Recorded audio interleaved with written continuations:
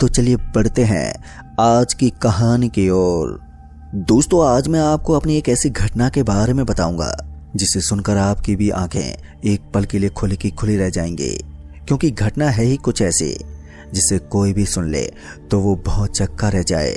दोस्तों, रात में जब आप अपनी पत्नी के साथ सो रहे हों और सुबह उठने के बाद आपको अपनी पत्नी के बगल में एक आदमी लेटा हुआ दिखे, तो उस वक्त आपका गुस्सा कौन सी चरम सीमा पर होगा वो तो आप समझ ही सकते हैं। मेरे साथ भी ऐसा ही कुछ हुआ था, मगर चौंका देने वाली बात तो ये है कि दरवाजा बंद होने के बावजूद भी वो आदमी कमरे के अंदर भला कैसे आ जाता। जब वो आदमी दोबारा से रात में आया तो उसके बाद मैंने उसके साथ जो किया वो सुनकर आप भी हैरान हो जाएंगे। लेकिन वो आदमी क्यों मेरे बेड में रात के वक्त आ जाता था और उसका आने का कारण क्या था, वो सभी बातें मैं आपको इस कहानी में बताने वाला हूँ। तो दोस्तों, ये बात उस समय की है जब मेरी नई नई शादी हुई थी। शादी के कुछ दिनों के बाद ही मैंने एक जमीन लेने की सोची। हालांकि मेरे पास जमीन तो थी, पर वो जगह बड़ी नहीं थी। मैं आसाम में रहता हूँ और आसाम में किसी गांव के पास मैं जमीन देखने के लिए गया था, और जब मुझे एक जमीन दिखाई गई तो वो जमीन मुझे बहुत ही ज्यादा पसंद आ गई। मगर उस जमीन पर पहले से ही एक घर बना हुआ था, तो मैंने उसे तोड़वाने की सोची। और फिर उसके बाद जब वो घर तोड़ दिया गया तो तभी मैंने वहां पर अपनी पसंद का घर बनवाया। और जब कुछ महीनों के बाद वो घर बन के तैयार हुआ तो उसके बाद और मेरी पत्नी उस घर में रहने के लिए आ गए। मेरी बीवी को वो घर बहुत ही ज्यादा पसंद था और उसने मुझसे कहा कि आपने घर तो बहुत ही अच्छा बनवाया है। दरअसल मेरी लव मैरिज हुई थी। बीवी को सरप्राइज देने के लिए मैंने अपना ये घर बनवाया था। उस दिन सामान को एडजस्ट करते करते काफी रात हो गई और उसके बाद हम दोनों काफी थक भी गए थे, जिसके चलते खाना पीना करने के बाद हम दोनों सोने चले गए। हमें उस घर में अब रहते हुए 10 से 15 दिन हो गए थे। फिर एक रात जब हम दोनों बेड पर लेटे हुए थे और इधर उधर की बातचीत करते हुए हम कुछ देर के बाद सो गए, और जब सुबह जाकर मेरी आंख खुली तो उसके बाद जो मैंने देखा उसे देखकर तो मैं बहुत चक्का रह गया, क्योंकि मैंने देखा कि मेरी पत्नी के बगल में एक आदमी लेटा हुआ था। और उस आदमी को देखकर मैं गुस्से से तिलमिला उठा, और उसके बाद मैंने अपनी पत्नी को जगाया और उससे पूछा, अरे भाई, कौन है ये जो तुम्हारे बगल में लेटा हुआ है? मेरी पत्नी भी उस आदमी को देखकर एकदम से शौक में आ गई कि ये आदमी कौन है। मैंने उसी वक्त उस आदमी को उठाया और उसके बाद मैंने उससे पूछा, कौन हो भाई तुम, और तुम यहाँ पर क्या कर रहे हो? जब इसी के चलते मेरी नज़र उसके पैंट पर गई तो मैंने देखा कि उसका पैंट गीला हो रखा था, जिसके बाद मुझे और भी ज़्यादा गुस्सा आ गया। लेकिन जब मेरे पूछने पर उस आदमी ने कोई जवाब ही नहीं दिया तो उसके बाद मैंने उस आदमी को गुस्से में मारना चालू कर दिया। वो बार बार कुछ कहना तो चाह रहा था, मगर मेरा गुस्सा इतना ज़्यादा तेज था कि मैं उसकी बातें सुनने को राजी नहीं था। मैं उसे मारते ही जा रहा था, और फिर उसके बाद मैंने पुलिस को फ़ोन मिला दिया, और फिर कुछ देर के बाद पुलिस भी वहां पर आ गई। पुलिस के आते ही मैंने उन्हें सारी बात बता दी, जिसके बाद पुलिस ने भी उससे सवाल जवाब किए और उसे पकड़ के वहां से पुलिस थाने ले गई। उस आदमी के वहां से जाते ही मैं अपनी पत्नी को संभालने लगा, क्योंकि मेरी पत्नी थोड़ी घबरा गई थी। वो बोल रही थी कि यह आदमी आखिर मेरे कमरे में अंदर आया तो आया कैसे? कमरे का दरवाजा तो बंद था, तो वो अंदर भला कैसे आ गया? और साथ ही खिड़कियों में तो लोहे की जाली लगी हुई थी, तो ये अंदर भला कैसे आ सकता है? अब मेरी बीवी और मेरे मन में यही सब सवाल चल रहे थे, मगर उस दिन हमने कैसे भी करके उस घटना को भुला दिया, और उसके बाद हम बाहर घूमने चले गए, और रात होते ही हम दोनों घर पर आ गए, और फिर रोजाना की तरह खाना पीना करके सो गए। और फिर अगले दिन मेरी आंख तब खुली जब मेरी पत्नी मुझे जगा रही थी कि जल्दी उठो, और जब मैं अपनी कच्ची नींद को तोड़ते उठा तो जब मैंने उससे पूछा, बताओ क्यों जगा रही थी, लेकिन जब उसने मेरे बगल में इशारा किया तो मैंने जो देखा उसे देखकर तो मेरी आंखें फिर से फटी की फटी रह गई। दरअसल मैंने देखा कि वो आदमी आज फिर से मेरे ही बेड पर लेटा हुआ था। उस आदमी को अपने सामने देखकर मैंने गुस्से में फ़ोन उठाया, और उसके बाद मैंने पुलिस को फ़ोन कर दिया और फिर उनसे कहा कि तुम्हारी कानून व्यवस्था इतनी ज़्यादा खराब है कि कोई भी मुजरिम जेल से बाहर आ जाता है।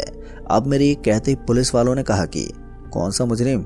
जिस पर मैंने उनसे कल के बारे में बताया, और फिर जब मैंने उन्हें सारी बात बताई तो उन्होंने कहा कि वो आदमी तो यहीं पर है। भला वो बाहर कैसे आ सकता है? उसे तो हमने जेल में बंद करके रखा है। अब पुलिस के ये कहते ही मैंने उनसे कहा कि जरा जेल में जाकर तो देखो। और फिर जब उन पुलिस वालों ने जेल के अंदर जाकर देखा तो वो भी शौक में आ गए कि आखिर ये भला कैसे हो सकता है। तभी उस पुलिस वाले ने कहा कि उस आदमी को तुम पकड़ कर रखो, हम वहीं पर आ रहे हैं। और ये कहकर उन्होंने फोन काट दिया। और फिर मैंने उस आदमी को उसी वक्त उठाया और उससे कहा कि अरे भाई तू यहाँ पर फिर से आ गया, आखिर तू यहाँ पर आता कैसे है? और इतना कहकर मैंने उसे फिर से मारना शुरू कर दिया, क्योंकि जाहिर सी बात है, अगर आप अपनी पत्नी के बगल में किसी अनजान आदमी को लेटा देखोगे तो आपके ऊपर क्या बीतेगी और आपका गुस्सा चरम सीमा पर होगा। तो ठीक मैंने भी उस आदमी को गुस्से में बहुत मारा। और जब पुलिस आई तो उसके बाद पुलिस ने उस आदमी को पकड़ लिया और फिर उससे पूछा कि अरे भाई तुम जेल से बाहर कैसे आ गए? तुम कोई जादूगर हो? अगर जादूगर हो तो बता दो, नहीं तो हम छोड़ेंगे नहीं। जैसे ही पुलिस वाले ने ये कहा कि तभी उसने बोलते हुए कहा कि आप लोग मुझे बोलने का मौका ही नहीं दे रहे हो। मैं जब भी बोलना चाहता हूँ तभी आप मुझे मारने लगते हो। अब उस आदमी की ये बात तो बिल्कुल सही थी। जब भी वो बोलना चाहता था तो तभी हम उसके साथ हाथापाई कर देते। फिर इस बार जब हमने उस आदमी से पूछा कि भला कैसे तुम यहाँ पर आ जाते हो, तो फिर उस आदमी ने बताया कि मैं यहाँ पर एक बहुत ही ज़रूरी काम के लिए आया हूँ। मुझे अपना काम निपटाने के बाद यहाँ से जल्दी से निकलना है, क्योंकि अगर मैं कुछ दिन और यहाँ पर रुका तो वो मुझे मार देगी। उस आदमी की ये बात मेरे बिल्कुल भी पल्ले नहीं पड़ी कि ये कहना क्या चाहता है। जब उस आदमी से हमने पूछा कि कौन है वो, आखिर तुम कहना क्या चाहते हो, जिस पर उस आदमी ने बताया कि बहुत पहले मैं यहाँ पर जॉब के सिलसिले में आया था, मगर मेरे रहने का कोई ठिकाना नहीं था, जिसके चलते मैं उस दिन बस स्टैंड के पास बैठा हुआ था, क्योंकि कल मुझे अपनी कंपनी में इंटरव्यू देने जाना था। जब मैं बस स्टैंड पर बैठा हुआ था तो तभी उस वक्त एक बूढ़ी औरत मेरे पास आई और उसने मुझसे पूछा कि क्या हुआ, तुम अकेले क्यों बैठे हो? जिस पर मैंने उस बूढ़ी औरत को बताया कि आज की रात मुझे रुकने के लिए कोई जगह नहीं मिली है, इसलिए मैं इस बस स्टैंड पर आकर बैठ गया हूँ आज की रात गुजारने के लिए। जैसे मैंने उस औरत को ये कहा कि तभी उस औरत ने मुझसे कहा कि मैं तुम्हें आज की रात रुकने के लिए जगह दे सकती हूँ, अगर तुम्हें उस जगह पर चलना है तो चलो। अब उस बूढ़ी औरत की ये बात मुझे बहुत ही अच्छी लगी कि चलो कोई तो मिला जो बस मेरी आज की रात गुजार दे। उस बूढ़ी औरत की बात सुनने के बाद मैंने उस औरत से कहा कि आपको कोई दिक्कत तो नहीं है? जिस पर उस औरत ने कहा कि वो मेरा ही घर है, मुझे कोई दिक्कत नहीं होगी, तुम चलो बस। अब इतना कहकर वो आगे आगे चलने लगी और मैं उसके पीछे पीछे।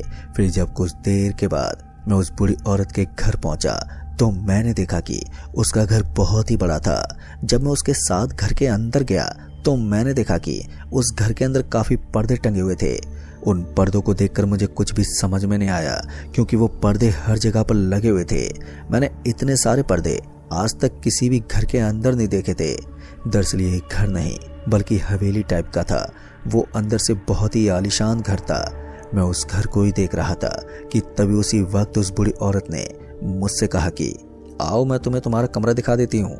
अब उसके ये कहते मैं उसके साथ ऊपर वाले कमरे में चला गया। जब मैं उस औरत के साथ उस घर में पहुंचा तो मैंने देखा कि उस कमरे में भी पर्दे लगे हुए थे।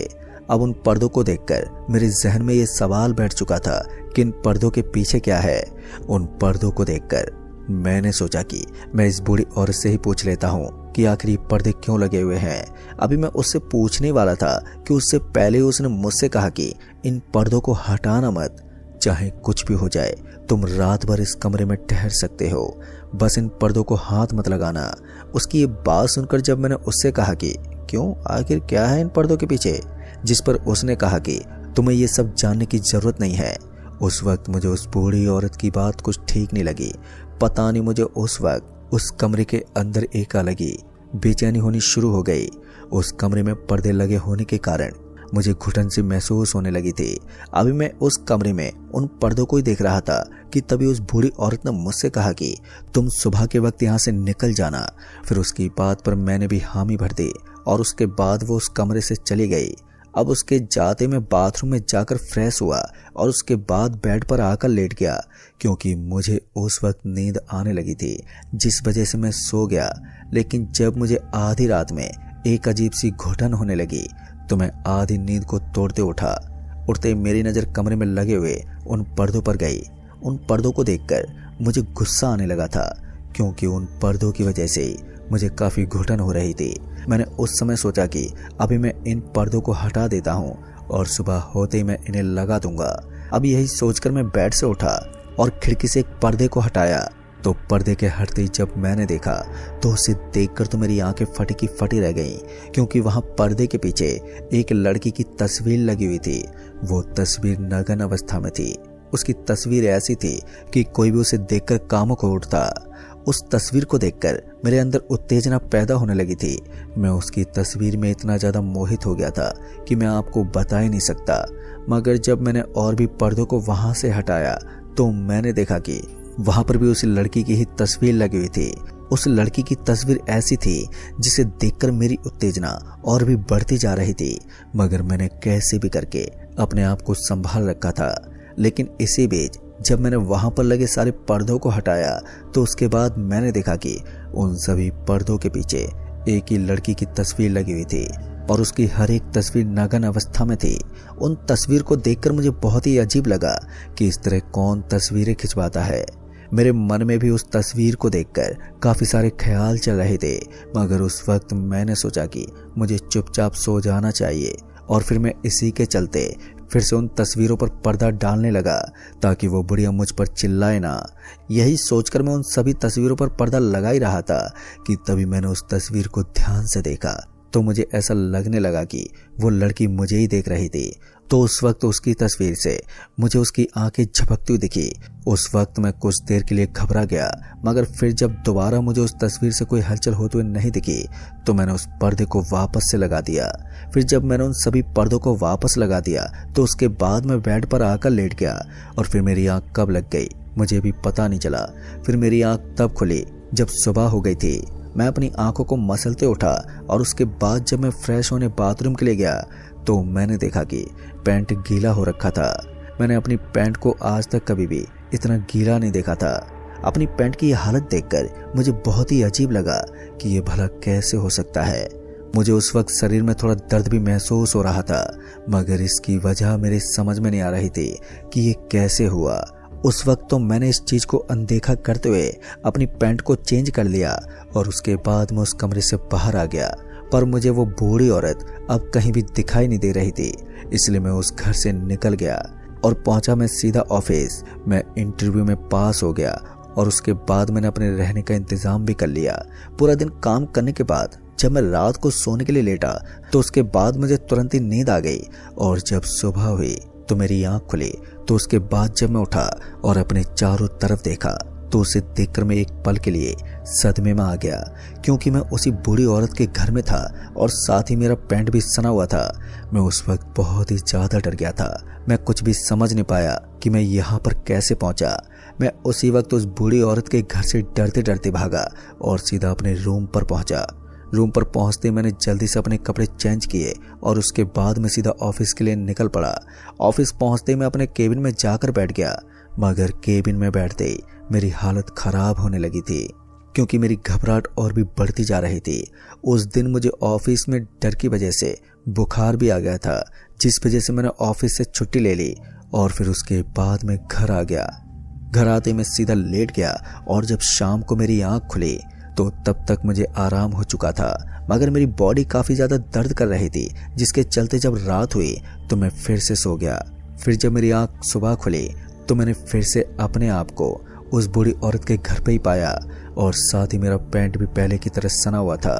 मेरे साथ ऐसे ही काफी दिनों तक अब चलता रहा और फिर कुछ दिनों के बाद मैं वहीं के एक बाबा के पास गया तो उसके बाद उन्होंने बताया कि तुम जिस घर में रात भर रुके थे उस घर के अंदर एक लड़की की आत्मा रहती है और जो बूढ़ी औरत तुम्हें उस घर में लेकर गई थी वो भी आत्मा ही है। वो मरने से पहले अपने घर में राहगीरों को ठहरने दिया करती थी। जब उसने तुम्हें उन पर्दों को निकालने के लिए मना किया था तो तुमने उन पर्दों को क्यों हटाया? उन बाबा की ये सारी बात सुनकर मैं तो हैरान ही हो गया था कि बाबा को ये सब भला कैसे मालूम। बाबा ने मुझसे कहा कि उस लड़की को तुम पसंद आ गए हो, अब वो तुम्हारा पीछा कभी नहीं छोड़ेगी। तुम जब भी अपने घर में सोओगे तो सुबह उसी लड़की के घर में मिलोगे। जब मैंने उस बाबा से हाथ पर जोड़ते हुए कहा कि मुझे कैसे भी करके उस लड़की से छुटकारा दिलवा दो, क्योंकि मेरी हालत बहुत ही ज़्यादा ख़राब होने लगी है और मेरे अंदर कमजोरी भी बढ़ती जा रही है। अगर ऐसा ही चलता रहा तो मैं जल्दी से मर जाऊंगा। मैंने बाबा से अभी इतना ही कहा था कि तभी उन्होंने बताया कि अगर तुम अपनी जान बचाना चाहते हो तो तुम्हें ये शहर छोड़कर जाना होगा, क्योंकि इस शहर के किसी भी कोने में तुम सोओगे तो तुम अपने आप को उसी घर में पाओगे। तुम्हारे पास बस यही एक चारा है। लेकिन एक बात याद रखना, जब भी तुम इस शहर में आओगे तो तुम फिर से उसी लड़की के घर में मिलोगे।